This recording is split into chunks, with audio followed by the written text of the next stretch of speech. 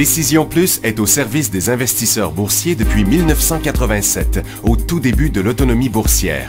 Notre logiciel de graphique Market Vision Plus et notre logiciel de code dynamique Trader Plus en ont fait sa renommée. Nous sommes encore ici parce que nous évoluons sans cesse et que nous servons bien nos clients. Découvrez nos produits et services spécialement conçus pour l'investisseur actif et autonome dans la boutique Décision Plus. Le logiciel de graphique Market Vision Plus est en français. C'est le logiciel le plus utilisé par les investisseurs de chez nous. C'est lui que vous voyez dans le feu de l'action. Trouvez, classez et analysez plus facilement avec cet outil sans pareil pour suivre la bourse et prendre les meilleures décisions. Gardez vos titres à l'œil avec Market Vision Plus. Consultez la boutique Décision Plus pour en faire l'essai pendant 10 jours sans aucun frais, c'est garanti. Laissez-nous vous guider pour analyser la bourse et prendre vos décisions. Les analystes de Guru.tv feront tout le travail pour vous. De minute en minute, nous classons les titres selon leur situation technique. Nous révélons les signaux d'achat et de vente. Nous publions des recherches poussées et nous prodiguons des conseils en temps réel. Ça commence avant l'ouverture et ça se poursuit jusqu'à la fermeture des bourses. Profitez de chaque cycle boursier avec Guru.tv. Trader Plus, l'instrument du day trader. 50 cotes qui clignotent en même temps. Autant de listes que vous voulez. Graphiques à la seconde. De 3 à 30 graphiques. Des alarmes à volonté. Des listes de cotes préparées. Des modèles graphiques préparés. Prêts à faire feu. Achetez, vendez avec Trader Plus.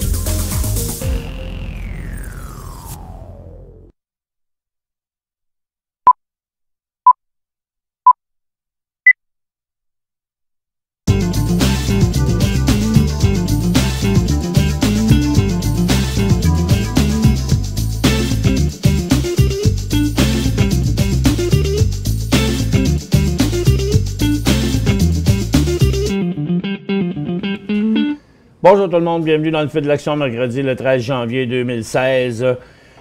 Les marchés américains sont en faible baisse, le marché de Toronto est en faible hausse. La situation, c'est qu'on est toujours en situation de creux, interruption du cycle baissier. Ça a passé proche, aller en hausse, en baisse hier, ça s'est calmé. Encore ce matin, ça voulait y aller, puis c'est revenu. Donc les acheteurs sont pas là. Voyez le mouvement sur le marché de Nasdaq.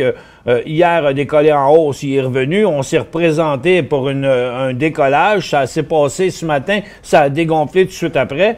Donc, on peut voir ici dans le graphique quotidien que le marché, finalement, Nasdaq, là, a refusé de passer en cycle haussier ce matin et on est de retour à l'intérieur de la formation neutre. Donc, pour l'instant, là, aucune direction sur les marchés nord-américains. On demeure dans une situation d'interruption du cycle baissier, toujours pas de cycle haussier et pas de cycle baissier encore à nouveau. Mais ça va être sérieux, à mon avis, lorsque ça va passer d'un côté ou de l'autre. C'est la même chose sur le Dow Jones, comme vous pouvez le constater, ainsi que sur le SPY et ainsi que sur le TSX. Donc, situation totalement neutre en attente du début du prochain cycle haussier ou baissier. Le dollar américain est stable après avoir rebondi quelques jours. Maintenant, là aussi, on a une situation totalement neutre dans la pointe d'un triangle ici. Le marché du Japon a rebondi, lui, très fort. La Chine a rebondi, mais a fermé, pas en baisse, mais tout comme le marché nord-américain, dans une formation complètement neutre. Londres a monté aussi ce matin, mais devant le marché américain qui a refusé de passer en cycle haussier, le marché londonien aussi est revenu en formation neutre, donc près de son support. Donc moi je pense que, comme je vous ai dit tantôt, c'est du sérieux. Pour l'instant, il faut rester sur les lignes de côté un peu et se tenir prêt à qu'est-ce que j'achète si le marché finalement redécolle en hausse et Qu'est-ce que je débarrasse si le marché repart en baisse? Et qu'est-ce que je vais jouer à la baisse aussi? Ça, c'est le travail qu'on peut faire pendant que le marché est en indécision, là, parce que c'est quand même très clair, la situation. Même, on dit qu'il n'y a pas de direction, mais c'est un point juste avant de prendre une direction ou l'autre. Donc, on peut d'ores et déjà élaborer notre stratégie pendant ce temps-là. On a quelques résultats financiers. CSX, malgré des résultats de 46 à 48 cents, a quand même rechuté, est en élan baissier ce matin, signal de vente sur ce stock-là. Nobilis a décollé, lui, il attendait 4 cents, ils ont eu 14 cents, mais 205 d'augmentation des revenus. Habituellement, c'est dû à des acquisitions. Cogeco Câble, lui, est en hausse de 1,22 à 1,25. Calabios, vous savez, le titre là dont le président là, était soupçonné de fraude, là, le titre a arrêté de trader, ben il ne reviendra pas sur la bourse de Nasdaq parce que ils ont décidé de retirer le titre de Nasdaq, optant plutôt pour se concentrer sur les ressources de l'entreprise, sur l'exécution de son plan d'affaires et la réorganisation. Le stock sera radié du Nasdaq aujourd'hui et sera négocié sur OTCBB. MetLife était en hausse, mais descend depuis son ouverture, comme les marchés. C'est parce que MetLife ont décidé de séparer leur division d'assurance américaine en raison de l'environnement réglementaire actuel, qu'ils disent. Et Yum Brand rapporte des ventes de magasins comparables pour décembre en Chine sont en hausse de 1 en raison de la hausse de 5 chez KFC, comparativement à une baisse de 11 chez Pizza Hut. Yum est en processus de scinder ses activités chinoises. Ça veut dire qu'ils vont faire comme une compagnie à part. Je pose encore juste pour ça. Puis aérospatial, ils vont consolider. On ne sait pas le chiffre, mais ça va être minimum 10 pour 1, à mon avis, même peut-être même 100 pour 1, là, je ne sais pas combien. C'est pour respecter les exigences de la bourse de New York, qui n'aime pas ben ça, avoir des titres à 30 cents, la bourse de New York, sur leur marché. Et le New York Stock Exchange a suspendu Rubicon Mineral de ses activités de trading et a commencé le processus de retrait de la cote des actions ordinaires. Donc, avoir été tradé aussi simplement que ça. Et Trican Well Service est en négociation pour vendre son activité de pompage à pression à Keane Group. Mais ça reste juste un rebond dans une tendance baissière, je pense, pour embarquer là-dedans. Chorus était en hausse ce matin, puis là, maintenant, c'est complètement dégonflé. A même perdu les 2 jours précédents de hausse. Ils ont accepté de payer 2,65 milliards pour l'acquisition de Shaw Media, une division de Shaw Communication. Et Shaw Communication, lui, est en forte hausse. Sherritt et Sumitomo Corp du Japon ont déclaré mercredi qu'il allait avoir plus de 1,7 milliard de pertes sur leur mine de nickel à Madagascar à cause du prix du nickel qui est sur le bas des 12 dernières années. Et puis, le titre est encore en chute ce matin. Et ceci, c'est ce qui conclut pour les nouvelles. Dans 1 ou 2 minutes, je vais vous ouvrir le bord de questions. Donc, préparez vos questions. Et puis, en attendant, on va aller consulter nos indices.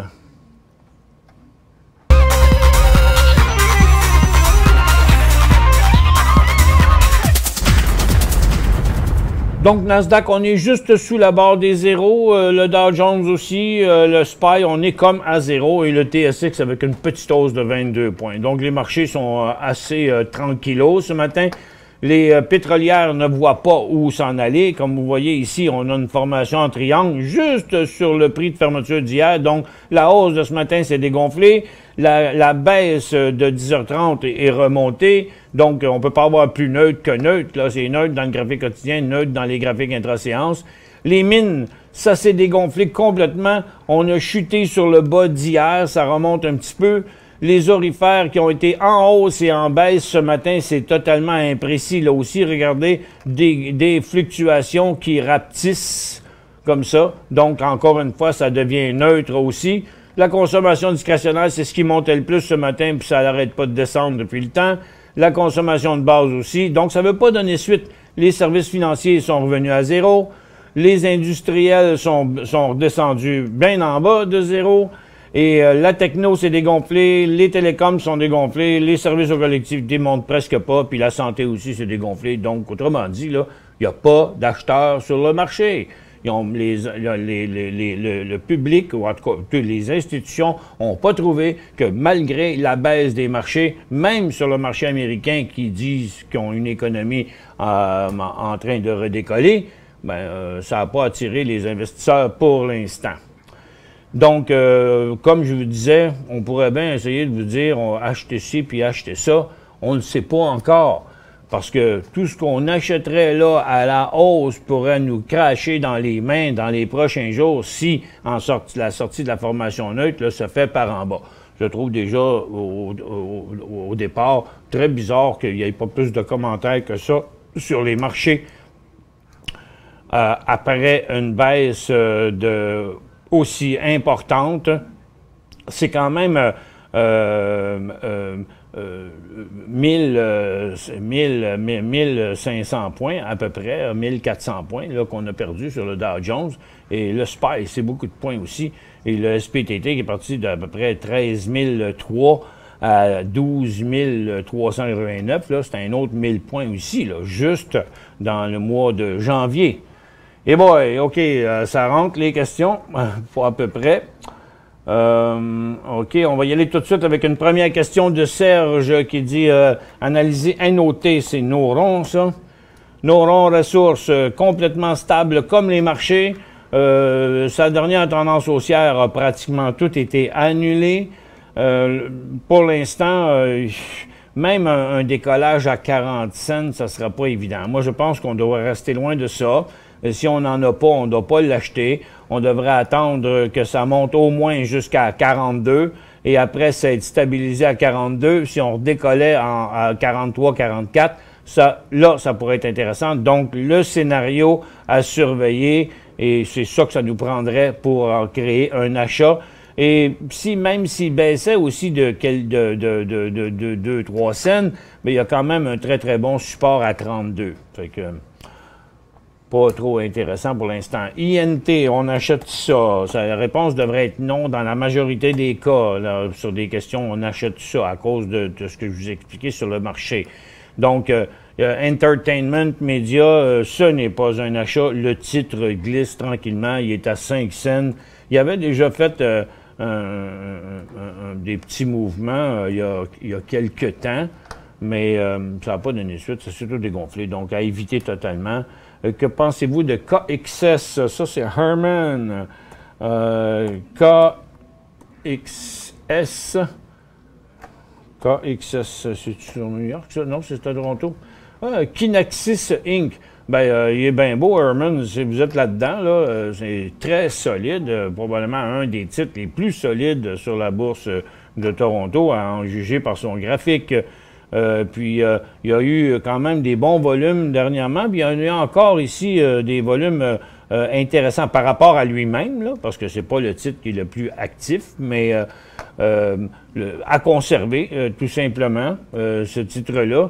Depuis qu'il existe, il ne fait que monter. Il y avait une tendance comme ça, puis maintenant, la tendance est de même. Donc, attendre, pour l'instant, le premier point de sortie serait en bas de 45 $. Analyser Concordia Health, c'est CXR. C'est ça, hein? CXR. Oups là. Tiens. Concordia Health sur un support très important. Et en même temps sur la tendance. Donc, dans l'éventualité d'une rechute en dessous à 42,75, 42,50, on aura un signal de vente, là. Si pour acheter, on va mettre ça dans un graphique de 15 minutes, pour le voir plus précisément, ne serait un achat qu'aux alentours de 49 $. Parce que pour l'instant, c'est une phase neutre. Rien ne nous dit si on va passer la double résistance ou si on va retourner par en bas, mais ça pourrait devenir intéressant. Et ce serait un upswing qui aurait un potentiel jusqu'à 13,5 $. Pouvez-vous proposer un sondage? Quel a été votre rendement en 2015? Réponse au choix, moins 5 %, plus ou moins 5 %. 5 à 0, 0 à 5, 5 à 10 % ou 10. Je Je vais réfléchir à ça, je vais faire ça en revenant de la pause. Pour joindre Michel Carignan et son équipe par courriel, écrivez à michelcarignan@decisionplus.com.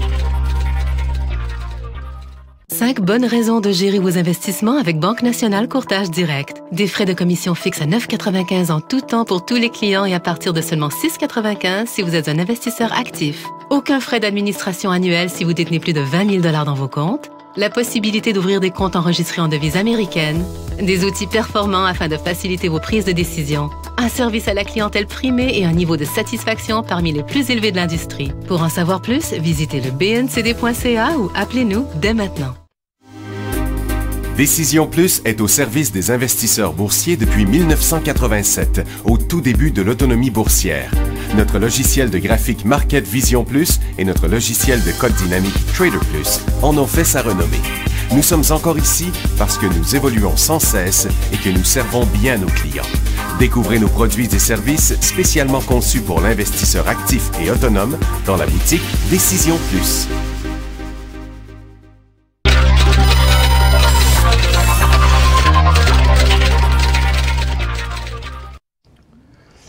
Bon, en fonction de la question de Edge, j'ai pas de sondage préparé avec ces chiffres-là, mais je pourrais utiliser la barre en 5 pour le faire. Avant, je vais juste vous montrer qu'on a une petite pression à la baisse là, sur Nasdaq qui s'en revient sur son bas de ce matin, le Dow aussi, et le TSX qui repasse la barre des zéros. Encore une fois, on a moins 24 sur Nasdaq, moins 50 sur New York, moins 6 sur Toronto. Donc, là, je vais vous ouvrir la barre 1 à 5. Puis, on va poser cette même question-là en termes de rendement, mais disons que pour 2015, on va prendre le chiffre 3 comme si vous êtes pas mal kiff-kiff, OK? Donc, le chiffre du milieu. 3 serait kiff-kiff. 2 serait vous perdez un peu. 5, vous perdez, c'est-à-dire 1, vous perdez beaucoup. Donc, 3 est le milieu, OK? 2, vous perdez un peu. 1, vous perdez beaucoup. Puis 4, vous en faites un peu. Puis 5, vous en faites beaucoup. OK? On va juste y aller de même parce que je ne peux pas y aller de chiffres précis. Donc, je vous ouvre la barre 1 à 5. Comme je vous dis, 3, c'est neutre. 2, si vous perdez un peu. 1, vous perdez beaucoup. Puis 4, vous en faites un peu. Puis 5, vous en faites beaucoup. À vous la réponse. En attendant, CUF.UN. CUF.UN. Connemara Real Estate. Ça va pas bien. Hein, il descend tout le temps. Il est sur un double support. En bas de 14$, il y aura un autre signal de vente. Et puis, il n'y a pas de point de repère. Jusqu'où ça peut descendre, combien de temps ça peut durer. Pour l'instant, c'est ça. Un autre signal de vente à court terme en bas de 14 et on ne devrait pas considérer acheter ça pour profiter d'une tendance haussière. Là. Il n'y aurait pas de tendance haussière avant qu'on ait passé les 15$ et quart. Bon, les résultats sont arrivés. Donc, on a 15% des auditeurs qui se disent pas mal neutres. On a 25% des auditeurs qui perdent un peu. On a 31% des répondants qui disent perdre plus. On a 16% qui disent en faire un peu. Et on a 9% qui disent en faire beaucoup. Bon, ça serait le fun. Il faudrait inviter les 9% à venir à l'émission. Jaser avec nous de leur stratégie. Hein? Ça serait le fun. Et puis, je vous lance je vous lance l'invitation. Si vous vous sentez capable de faire ça, c'est facile, là, venir jaser avec moi ici. Là, on jase juste entre nous autres. Là, il y a juste une caméra, c'est tout. Puis, si ça vous intéresse, hein, Michel Carignan, @decisionplus.com. Je vous invite, venez jaser avec moi. On ira tout lunch ensemble à voir ça, en plus. Et, bon. Prochaine question. FM, c'est un achat? Non. Ça va trop mal dans le cuivre. Sur toutes les compagnies minières, là, dans le moment. Regarde, on n'est pas encore un jour, ça va remonter, là. C'est clair, là. Regarde, la Terre, la planète, là, elle augmente tout le temps. Il y a de plus en plus de monde, la demande, ça va augmenter. Mais il y a des bouts qui sont baissiers. Puis là, c'est ce qui se passe. Donc, depuis 2011, les mines, ça chute. Regardez, son top, c'était en 2011, puis son autre, il est en 2014. Regardez où qu'on est rendu sur First Quantum. Dans l'indice minier, regarde, ça a été l'hécatombe depuis 2011. Puis dans le moment, on suit une tendance extrêmement négative et forte à la baisse. Donc, regardez, l'indice ici à très court terme et First Quantum font la même chose.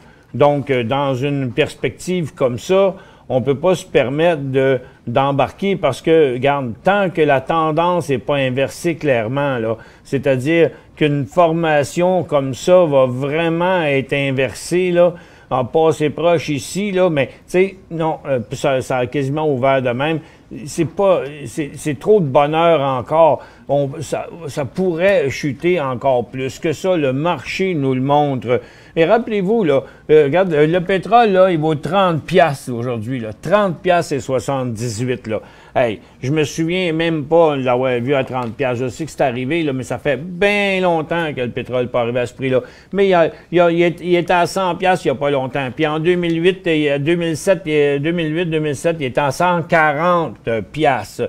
Donc, un jour, il va revenir. Mais quand la petite guéguerre va être finie, et quand les petites compagnies qui arrivent, qui ont de la misère à rencontrer leur coût d'exploration et de production, pour l'instant, ils ne couvrent pas leur coût. Fait que quand ces compagnies-là vont crever, puis ils vont avoir été ramassés par les gros, puis que la demande va revenir, ça va remonter. Mais on va voir arriver tous les signaux d'achat aussi en même temps. C'est pétrolières, c'est minières et tout ça. Mais attendons et n'embarquons pas dans les mouvements comme ça qui ne font que des remontées à l'intérieur des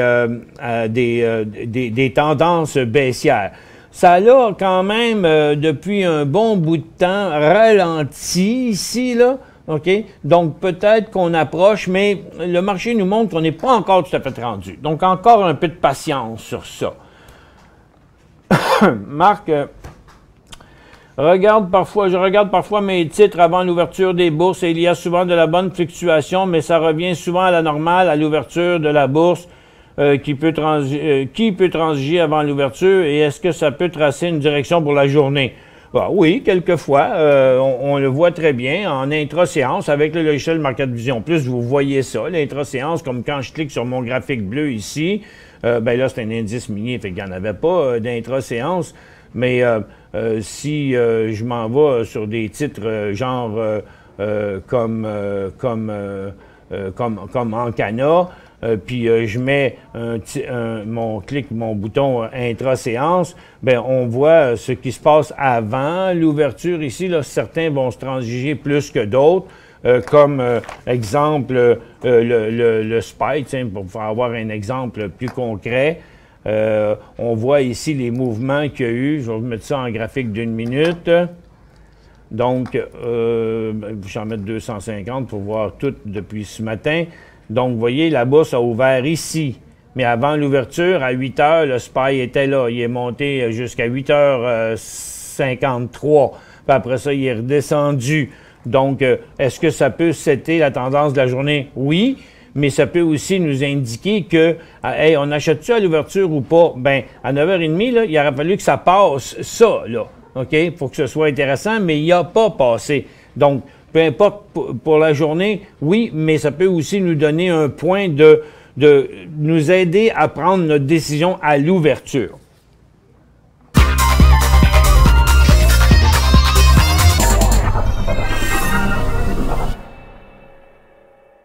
Cinq bonnes raisons de gérer vos investissements avec Banque Nationale Courtage Direct. Des frais de commission fixes à 9,95 en tout temps pour tous les clients et à partir de seulement 6,95 si vous êtes un investisseur actif. Aucun frais d'administration annuel si vous détenez plus de 20 000 $ dans vos comptes. La possibilité d'ouvrir des comptes enregistrés en devise américaine.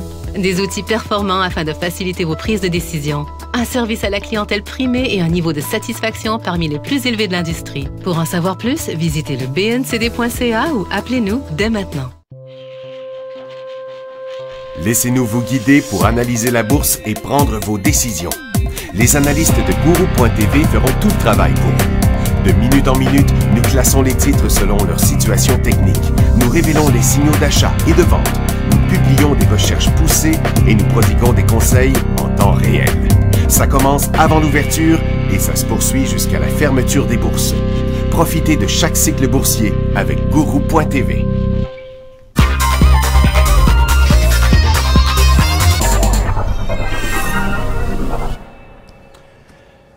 Bon retour, mesdames et messieurs. Et petit commentaire en passant, le portefeuille des analystes ici sur Guru.tv que l'on publie régulièrement, le portefeuille conseil.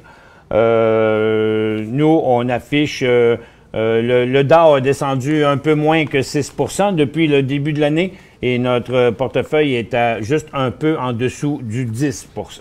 Donc, le marché perd 6, notre portefeuille fait 10. Analyser AR à Toronto. AR. Oups, ça grenote gold, ça va pas bien. Il s'est passé quelque chose d'important et de grave, j'ai l'impression, ici. C'était tout un support et il n'y a pas de rebond là-dessus. Il y a encore un signal de vente en bas des 90 cents. Puis avant de l'acheter, j'attendrai un méchant bout de temps, là, parce que je vois pas quand ça va prendre bien du temps avant qu'ils reviennent en haut d'une pièce de 25. Puis encore là, il y a une grosse résistance. Il sera bon d'une 1,35 à 1,75 peut-être. Tech achat 3,75.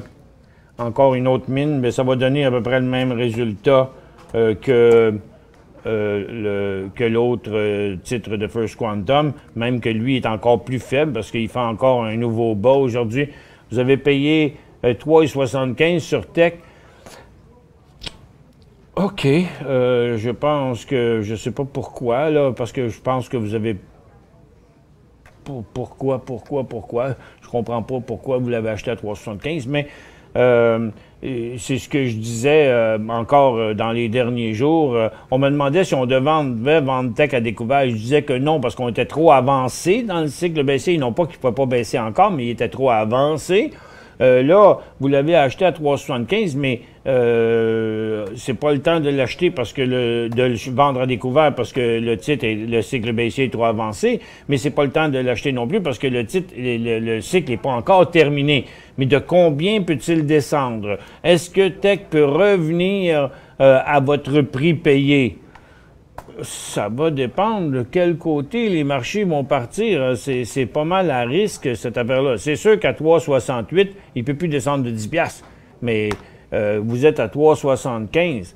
Tu sais, la perte n'est pas très grosse. Là, c'est 7 cents. Peut-être que ce serait mieux de se retirer. Mais oui, les chances de récupérer votre argent sont bonnes. Est-ce que le trade est bon? Définitivement pas. C'est un cycle baissier dans une tendance baissière. C'est très risqué de conserver des positions comme ça. Mais la situation est survendue. Ça fait un petit bout qu'il y a des vendeurs. Il pourrait avoir un petit rebond pour remonter à votre prix payé. Mais dur à dire à cette étape-là. Qu'est-ce qu'on devrait faire? C'est trop tôt pour acheter, trop tard pour vendre à découvert. FM, le temps d'acheter. Angèle, non, sûrement pas. Daniel, qu'est-ce qui influence la chute du SPY de ce matin? Daniel, vous en avez des questions? USO ou le gaz? Ce qui influence le plus le SPY, c'est ce qui va descendre le plus parmi les titres du SP500. Et ce matin, ce qui influence le plus le SPY, moi, là, même si j'ai mes indices de Toronto, de toute évidence, ça ne doit pas être les ressources. Les ressources sont plus ou moins neutres. Ça fait que je pense pas que c'est ni le gaz ni le pétrole qui va influencer le SPY. Je pense que ce serait plus des titres... regarde, SPY ou Dow Jones, OK? Il y a 500 titres dans le SPY, OK? Quels sont les titres qui descendent le plus ce matin? Home Depot, Cisco, Dupont, qu'est-ce qu'il y a pour ça? Walmart, Donc, c'est pas vraiment les ressources qui chutent. Et Goldman Sachs fait un nouveau bas, donne un signal de vente en passant. Goldman Sachs, 3M, vous voyez comment ça tient pas. Donc, c'est plus des titres financiers, industriels. Regardez, Boeing qui est sur le bord de décrocher encore une fois. C'est inquiétant de voir ça. Je vous dis qu'on est loin d'être sûr qu'on va avoir un cycle haussier après ce mouvement baissier-là. On a l'impression aujourd'hui que le marché pourrait décrocher même incessamment. On est rendu à moins 104. On a 1% en baisse encore sur Nasdaq aujourd'hui, 6 dixièmes aussi sur le marché de New York. C'est UF.UN, c'est Conimar, on l'avait analysé tantôt, c'est un achat. Non. Moi, je trouve que même s'il y a des chances de rebondir jusqu'à 15, c'est une tendance baissière, ce serait juste un petit swing à très court terme. Donc, avant 15 piastres et demi, on ne devrait pas toucher à ça. Que fait-on avec les biotech? C'est BIS ou BIB? UBB? IBB? Bien, il y aurait un signal de vente sur un décrochage de l'indice ici sur les biotech, sur Nasdaq IBB. Si on touche les 285, 283, il y aura un signal de vente. Ça veut dire que les titres de biotech seraient en chute. Et sur l'indice Healthcare, on a à peu près la même affaire, là, XLV là, à 65 pour donner un chiffron, là, ce serait un signal de vente aussi. Merci à tous d'avoir été avec nous. On se retrouve demain dans le feu de l'action.